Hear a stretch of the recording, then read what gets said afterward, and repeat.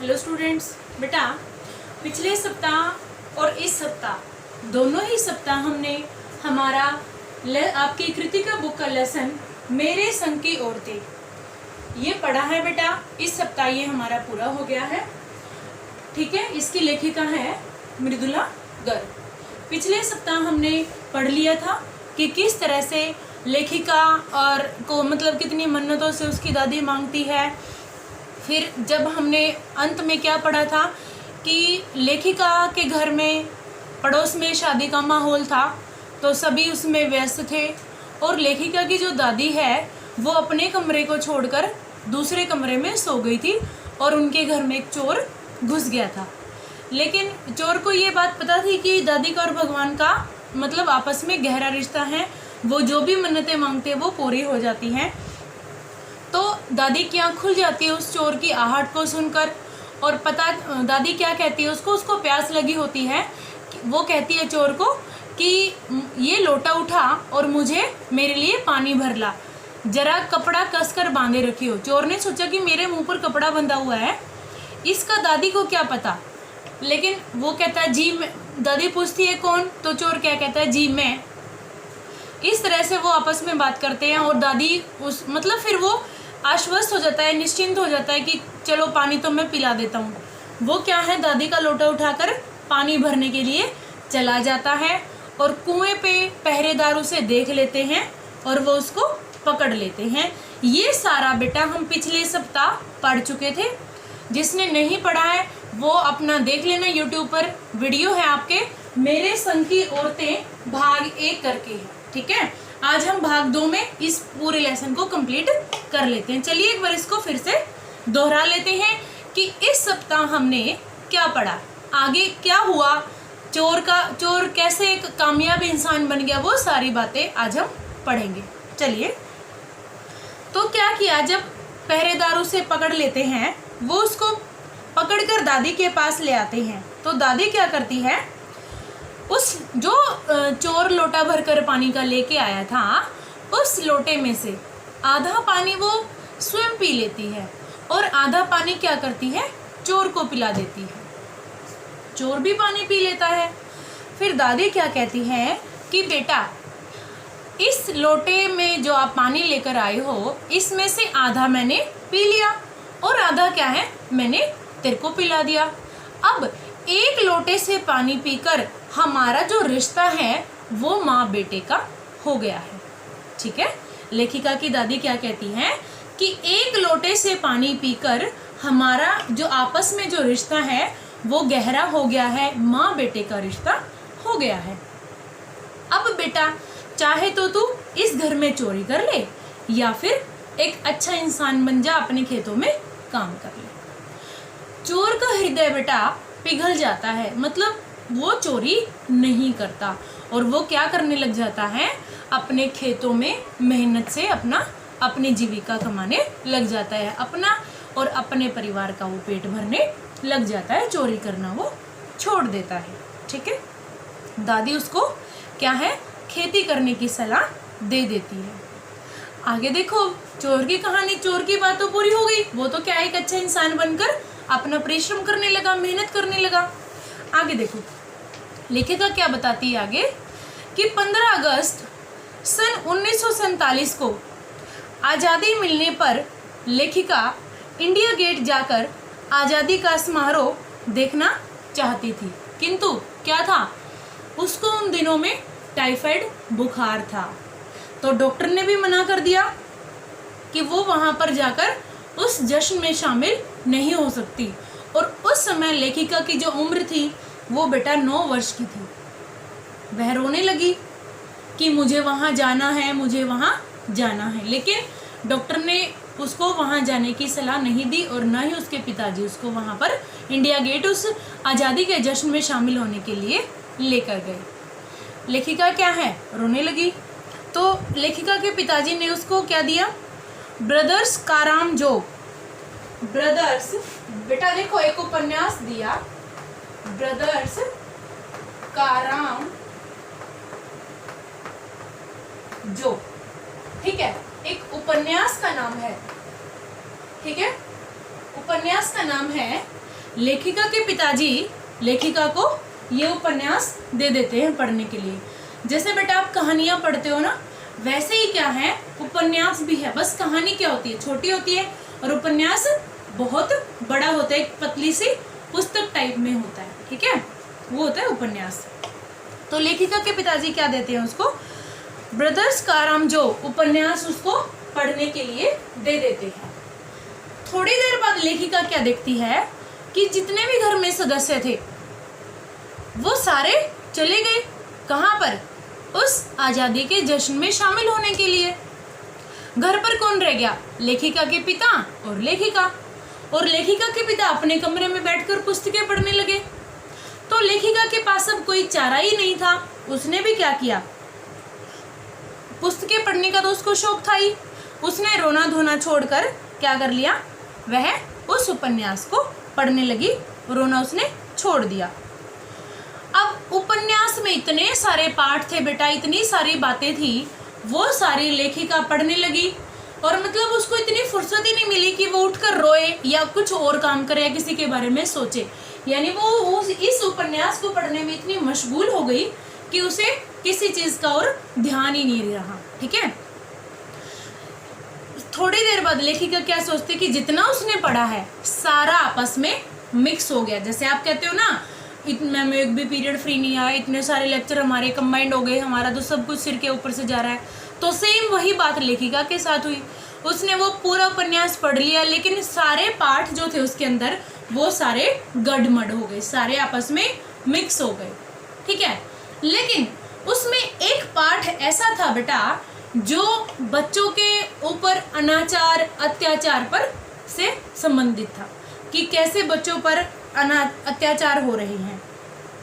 और वो उसको लेखिका को इतना अच्छा लगा कि वो लगभग उसको सारा कंठस्थ ही याद हो गया।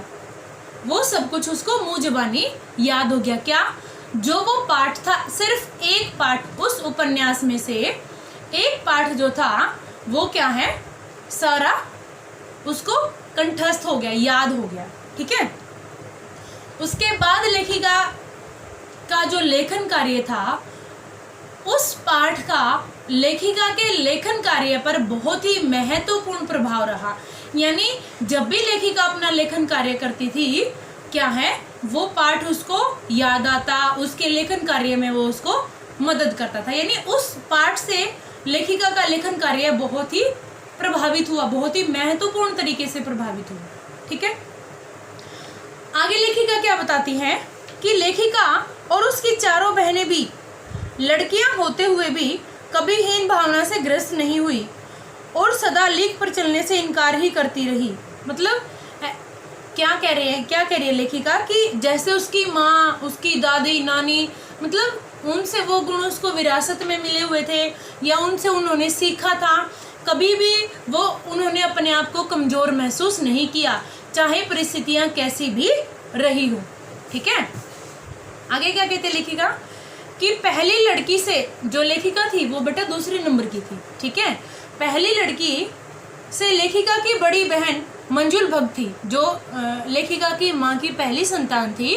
वो लेखिका की बड़ी बहन कौन थी, मंजुल भगत। क्या नाम था उसका, मंजुल भगत था, जिसका घर का नाम क्या था, रानी था। लेखिका की जो पहली 3 बहनें थी, यानी मंजुल भगत, लेखिका खुद और एक बहन और, लेखिका के पिताजी ने इन तीनों के 2-2 नाम रखे थे बेटा। घर का नाम अलग था इनका और बाहर का अलग था। देखो, लेखिका से बड़ी बहन मंजुल भगत थी, जिनका घर का नाम क्या था, रानी। ये उनका विवाह के बाद लेखिका बनने पर नाम था, यानी रानी क्या नाम था, विवाह के बाद तो क्या हो जाता है, सरनेम हमारा चेंज हो जाता है, तो उन्होंने भी उसको अपना लिया था। लेखिका का घर का नाम उमा था, परंतु साहित्य जगत में मृदुला गर्ग हुआ।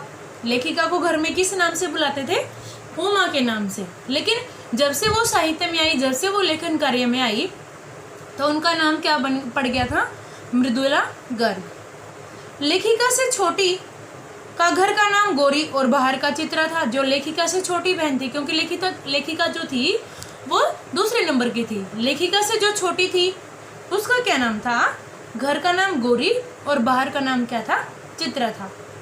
लेकिन वो लेखन कार्य में नहीं थी, वो लिखती नहीं थी। चौथी बहन कौन थी उसकी? रेणु, और पांचवी थी अचला। ठीक है, चौथी बहन का नाम था रेणु, रेणु इस समय अलग थी, और पांचवी का नाम क्या था? अचला। इन पांचों के बाद 5 बहनें पैदा होने के बाद, यानी लेखिका की माँ को 5 बेटियां हुई, और 5 बेटियां होने के बाद उनका क्या, एक भाई, छठा भाई पैदा हुआ जिसका नाम था राजीव। अचला और राजीव भी लिखते हैं। जो उसकी बहन थी 5वें नंबर की अचला, और राजीव, वो भी दोनों लेखन कार्य में हैं। ठीक है, लेखिका भी उससे बड़ी, बहन भी उससे छोटी, और उससे छोटी, वो लेखन कार्य में नहीं है। अचला क्या है, मतलब लेखिका से काफ़ी छोटी है, तो समय की नज़ाकत को देखते हुए या समय की आवश्यकताओं को देखते हुए कुछ भी आप कह सकते हो कि अंग्रेजी भी आनी जरूरी है। तो क्या है, अचला जो थी वो अंग्रेजी में लिखती थी, वो इंग्लिश राइटर थी। परंतु राजीव क्या है, राजीव हमेशा हिंदी में ही लिखता था। इन चारों का लिखा परिवार में सभी पढ़ते हैं। जो ये 4 बहन भाई हैं, क्योंकि क्या है, 5 बहनें हैं और एक उनका भाई है, उनमें से 2 बहनें क्या हैं, वो लेखन कार्य में नहीं हैं, लेकिन 4 बहन भाई जो हैं वो लेखन कार्य में हैं। और क्या है, उनको लिखा परिवार में सब पढ़ते हैं। रेणु क्या सोचती थी कि सारे लेखन कार्य में हो गए तो उसको पढ़ेगा कौन, सारी अपनी अपनी रचनाएं लिखेंगे तो क्या है, उनको पढ़ने वाला कौन होगा। परंतु लेखिका को उसके ससुराल में कोई नहीं पढ़ता, जो लेखिका है उसको उसके ससुराल में कोई नहीं पढ़ता। कुछ दिन तो लेखिका को ये बात हजम नहीं हुई कि मतलब लेखिका को इतना अजीब सा लगा, अच्छा नहीं लगा उनको कि मेरी लिखी हुई रचनाओं को मेरी ही ससुराल में कोई नहीं पढ़ता। लेकिन बाद में धीरे धीरे क्या हो गया, लेखिका को समझ आने लग गया कि चलो परिवार वाले नहीं पढ़ते तो यहाँ तो मुझे हिंदी की आलोचना से मैं बच सकती हूँ, कि जो मान लो मैंने रचनाएं लिख दी है तो मेरी उनकी कोई आलोचना नहीं करेगा, परिवार वाले तो नहीं करेंगे, जब वो पढ़ेंगे नहीं तो आलोचना कैसे करेंगे। आलोचना क्या होता है बेटा, उसमें नुक्स निकालना, मतलब गलतियां निकालना, उसके बारे में सही न सोचना। ठीक है, तो क्या है, लेखिका को ये एहसास हुआ कि चलो मेरी ससुराल में मुझे कोई नहीं पढ़ता तो मुझे परिवार में तो हिंदी आलोचना से तो बचना, मैं बची रहूंगी, घर में तो मेरी आलोचना कोई भी नहीं करेगा। इससे वो खुश हो गई। आगे क्या कहती है देखो, लेखिका अपनी उन बहनों की चर्चा करती है जो लिखती नहीं है। अब लेखिका आगे उन 2 बहनों के बारे में बता रही है जो लेखन कार्य में नहीं है, जो लेखिका नहीं है। चौथी बहन रेणु कार में बैठना सामंतशाही का प्रतीक मानकर गर्मी की दोपहरी में भी बस अड्डे से घर पैदल आती थी, जबकि अचला गाड़ी में बैठकर आती थी। जो रेणु है मतलब वो हमेशा से ही थोड़े से अलग मिजाज की रही है बाकी सब बहनों से। वो क्या सोचती थी, अगर उनको गाड़ी लेने आती स्कूल से या जैसे भी, तो वो ये सोचती थी कि ये तो राजे महाराजाओं जैसा काम है, मतलब वो सामंतशाही मानती थी। और गर्मी की भरी दोपहरी में भी बस अड्डे से घर पर वो पैदल ही आ जाती थी। जबकि लेकिन जो अचला है वो किस में आती थी, वो गाड़ी में बैठकर आती थी। रेणु ने बचपन में एक बार चुनौती दिए जाने पर जनरल थमैया को पत्र लिखकर उनका चित्र मंगवाया था। देखो रेणु ने क्या किया था, रेणु ने बचपन में एक बार चुनौती दिए जाने पर जनरल थमैया को पत्र लिखकर उनका चित्र मंगवा लिया था, जो एक मोटर सवार फौजी उसके घर आकर दे गया था। तब से आसपास के सभी बच्चे उसे मानने लगे थे। मतलब इतने बड़े आदमी से उसकी फ़ोटो मंगवाना, तो जो आसपास के पड़ोसी थे, बच्चे थे, वो मानते थे कि हाँ भाई रेणु में वाकई कोई चीज़ है। उसे परीक्षा देना भी पसंद नहीं था। क्या है, उसे परीक्षा देना यानी पेपर देना, इम्तिहान देना भी उसको ज़्यादा पसंद नहीं था। स्कूल की कक्षाएं तो उसने जैसे तैसे पास कर ली थी, लेकिन उसको कहा गया फिर कि तुम बीए कर लो।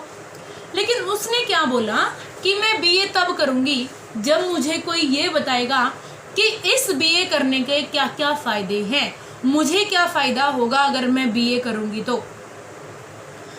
क्या है, सब ने उसको बताया कि बीए करने से उसे अच्छी नौकरी मिल जाएगी, समाज में अच्छी इज्जत मिल जाएगी, उसके अच्छे घर में शादी होगी।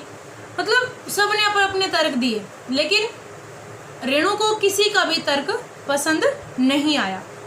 आखिर में उसने क्या किया, चलो पिताजी को खुश करने के लिए क्या किया, उसने बीए की परीक्षा पास कर ली। सिर्फ इतने नंबरों से इतनी मेहनत की कि वो पास हो जाए। बाकी कोई भी तर्क, कोई भी कारण जो उन्होंने दिए कि समाज में अच्छी इज्जत मिलेगी, नौकरी मिलेगी, अच्छे घर में शादी होगी, ये सब क्या थे रेणु के लिए, उसको मतलब कोई भी प्रभावित कर ही नहीं सका कोई भी तर्क। उसने जैसे तैसे करके बीए की परीक्षा पास कर ली।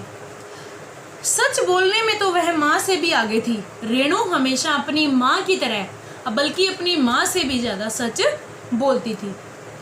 जब कोई उसको कोई गिफ्ट देता, कोई उपहार देता, तो वो उसको अच्छा नहीं लगता था।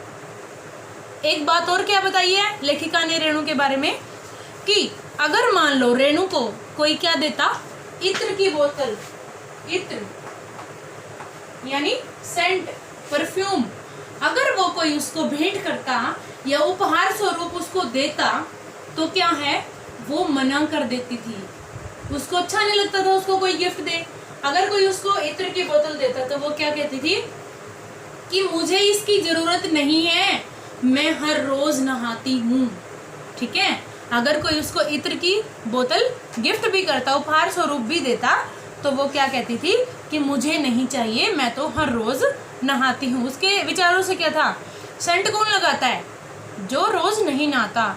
ठीक है, तो लेखिका की जो बहन थी रेणु, वो ऐसे विचारों वाली थी। लेखिका की तीसरे नंबर की बहन थी चित्रा। ठीक है, लेखिका की जो थर्ड नंबर की थी, पहली लेखिका से बड़ी थी, दूसरी लेखिका, और तीसरी कौन थी, चित्रा थी। वह कॉलेज में पढ़ती थी। उसको क्या शौक था, देखो, वह कॉलेज में पढ़ती थी, परंतु वह स्वयं पढ़ने के स्थान पर दूसरों को पढ़ाने में अधिक रुचि रखती थी। वो खुद कम पढ़ती थी, जो उसके साथी थे वो मतलब क्या है, उसका शौक क्या था कि वो औरों को पढ़ाने में वो ज़्यादा विश्वास रखती थी, ज़्यादा इंटरेस्ट था, ज़्यादा रुचि रखती थी। इस कारण उसे परीक्षा में हमेशा ही कम अंक मिलते थे। अगर खुद नहीं पढ़ोगे तो क्या है, नंबर तो कम ही आएंगे। तो क्या है, इस कारण उसे परीक्षा में हमेशा कम अंक मिलते थे। अपने विवाह का निर्णय भी, लेकिन जिसको वो पढ़ाती थी ना, अपने शागिर्द, शागिर्द होते हैं बेटा शिष्य, ठीक है, शागिर्द यानी शिष्य, जिनको वो पढ़ाती थी, वो क्या, उनके अंक हमेशा ज्यादा आते थे। अपने विवाह का निर्णय भी उसने स्वयं एक लड़के को पसंद करके किया था। उसने स्वयं में एक लड़के को पसंद कर लिया था कि मैं शादी करूंगी तो इसी से, जबकि उस लड़के के माता पिता तथा लेखिका के माता पिता को भी यह पता नहीं था। उसने उस लड़के को पहली मुलाकात में ही अपना निर्णय बता दिया था और उससे विवाह करने के लिए वह तैयार हो गया था। उसने लड़के को बता दिया था, ना तो लड़के के माता पिता को पता था, ना ही चित्रा के माता पिता यानी लेखिका के माता पिता को पता था कि ये ऐसा करने वाली है।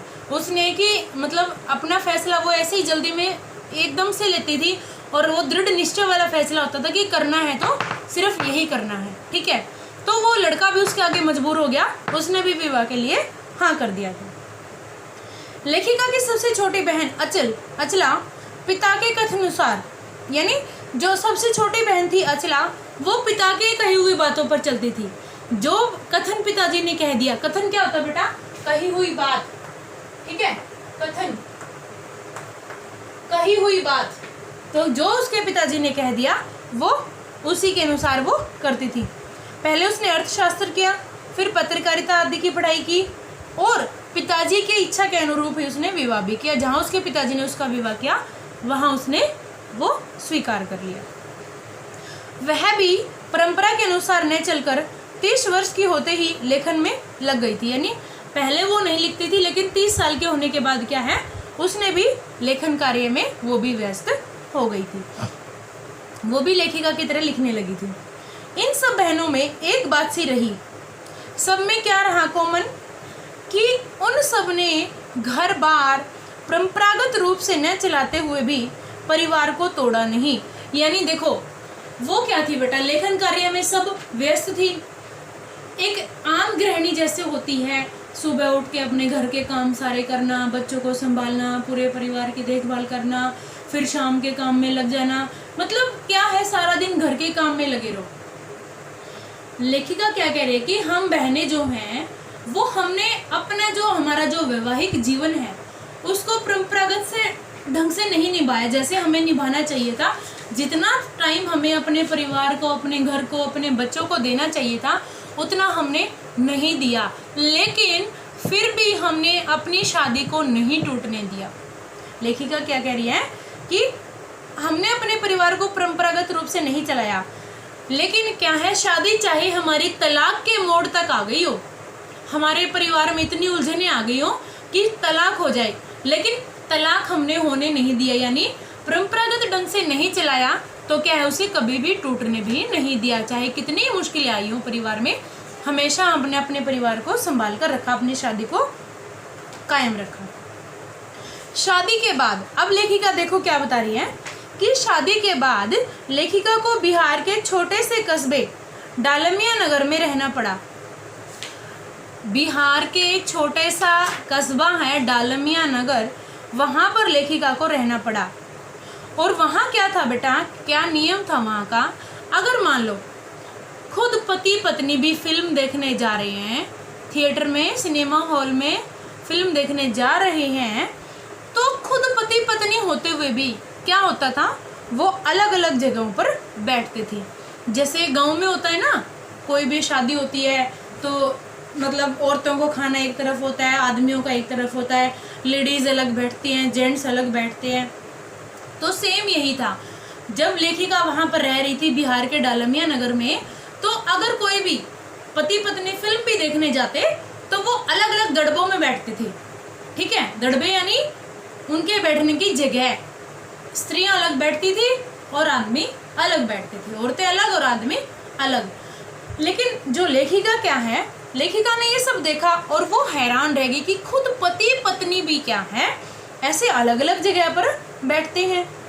तो और लेखिका क्या, दिल्ली के कॉलेज, दिल्ली में वो नौकरी करते थे कॉलेज में, वहाँ से वो नौकरी छोड़कर गई थी, तो कहाँ दिल्ली का रहन सहन, वेशभूषा, और कहाँ वो बिहार के उन डालमिया नगर वालों को देखती है कि यहाँ उसमें कितना अंतर था। तो लेखिका ने सोचा इस जो ये यहाँ पर ये ऐसा माहौल चल रहा है, इसको मैं परिवर्तित करके दिखाऊंगी। और लेखिका को क्या था, नाटकों में अभिनय करने का शौक था, वो नाटक करते थे और उनमें अभिनय करते थे, यानी रोल प्ले करते थे। ठीक है, तो लेखिका ने क्या किया, उन स्त्रियों के साथ मिलकर उनको इतना परिवर्तित कर दिया कि उनको पराये मर्दों के साथ नाटक करने के लिए भी उनको मना लिया कि कहाँ तो वो औरतें अपने पति के साथ भी बैठती तो अलग अलग बैठती थी, और कहाँ लेखिका ने उनको इतना परिवर्तित कर दिया कि वो पराये मर्दों के साथ अभिनय करने लगी थी, रोल प्ले करने वो लगी थी। और किसके लिए वो कर रही थी, अकाल राहत कोष के लिए। अकाल यानी जब सूखा पड़ जाता है और उस समय सरकार हमें राहत कोष से कुछ देती है, तो क्या है, वो अकाल राहत कोष के लिए धन इकट्ठा करने लगे थे। वो ऐसे नाटक करके, रोल प्ले करके उन्होंने वहाँ की औरतों को इतना परिवर्तित कर दिया। आगे देखो, आगे लेखिका क्या कहती है, कैसे उसको मुश्किलों का सामना करना पड़ता है। कर्नाटक के बागलकोट में रहते हुए उसने बच्चों के लिए स्कूल भी चलाया और उसे कर्नाटक शहर से मान्यता भी दिलवाई। वो किसी को कहने लगी थी कि एक क्रिश्चियन स्कूल खोल दो, लेकिन उन्होंने मना कर दिया कि यहाँ क्रिश्चियनों की संख्या ज़्यादा नहीं है, तो मैं यहाँ पर स्कूल नहीं खोलूँगा। और चलो मैंने मान लो खोल भी दिया, तो वो लेखिका को क्या कहने लगा वो आदमी कि तुम मुझे गारंटी दो कि ये जो स्कूल अब मैं खोलूँगा तो ये 100 साल चलेगा। तो इस बात पर लेखिका को बहुत ही गुस्सा आ गया था। तो उसने क्या था, उसने उसको कह दिया कि स्कूल, तुम तो स्कूल की बात कर रहे हो कि स्कूल 100 साल चलना चाहिए, यहाँ कल पता है किसी को कि कल क्या होने वाला है, कौन रहे, जिंदा रहे, कौन मरे। तो क्या है, उसने एक जिद, उसने मना कर दिया फिर कि मैं नहीं खोलूँगा ऐसे। तो उसकी जिद जो थी, उसने जिद कर ली थी कि मैं तो अब यहाँ पर स्कूल खोलूँगी। और जो कर्नाटक सरकार है, क्योंकि बिहार के बाद वो कर्नाटक में जाकर रहने लगी थी, तो कर्नाटक सरकार से उन्होंने स्कूल भी खोला वहाँ पर, और उससे कर्नाटक सरकार से मान्यता भी दिलवाई। क्यों? क्योंकि लेखिका भी बहुत जिद्दी थी। अपने लेखन को भी उसने अपनी जिद से ही आगे चलाया था, उस लेखन कार्य को भी। वह स्वयं को अपनी छोटी बहन रेणु के बराबर तो नहीं पहुंचा पाई थी। रेणु भी उसकी जो बहन थी रेणु, वो भी बहुत जिद्दी थी। लेकिन लेखिका क्या कह रही है कि मैं स्वयं को रेणु के बराबर तक तो नहीं पहुंचा पाई, लेकिन जिद्दी तो मैं भी थी। उदाहरण स्वरूप 1950 के आखिरी दिनों में दिल्ली में खूब वर्षा हो रही थी, सब यातायात ठप था। रेणु की बात बता रही है कि कैसे रेणु कितनी जिद्दी थी। देखो कि सब कुछ बंद था, और दिल्ली में तो बारिश हो जाए तो वैसे भी इतना हलाहल मच जाता है, बिल्कुल सब भर जाता है, तो यातायात सब कुछ बंद था। रेणु को स्कूल बस भी लेने नहीं आई, क्योंकि जो सरकारी दफ्तर थे उनमें भी इतना पानी भर गया था कि उनकी फाइलें भी तैर कर बाहर आ रही थी, तो स्कूल कहाँ से खुलते। स्कूल बस भी रेणु को लेने नहीं आई। रेणु ने कहा कि मैं तो स्कूल जाऊंगी। सबने समझाया भाई इतनी बारिश हो रही है, अब तो तुम रुक जाओ, स्कूल मत जाओ, स्कूल में कोई नहीं मिलेगा, स्कूल तो बंद मिलेगा।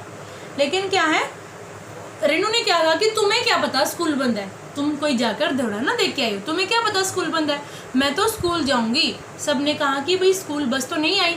बोली कोई बात नहीं, मैं पैदल ही चली जाऊंगी। हालांकि स्कूल में फ़ोन था, उनके घर पे भी फ़ोन था, ट्राई भी करने की सोची घर वालों ने कि चलो फ़ोन करके पूछ लेते हैं, लेकिन क्या है इतनी बारिश में सब कुछ बंद पड़ा था। तो उसने किसी की बात नहीं सुनी, परिवार में किसी भी सदस्य की बात उसने नहीं सुनी। वह पैदल ही अपने स्कूल की ओर चल दी।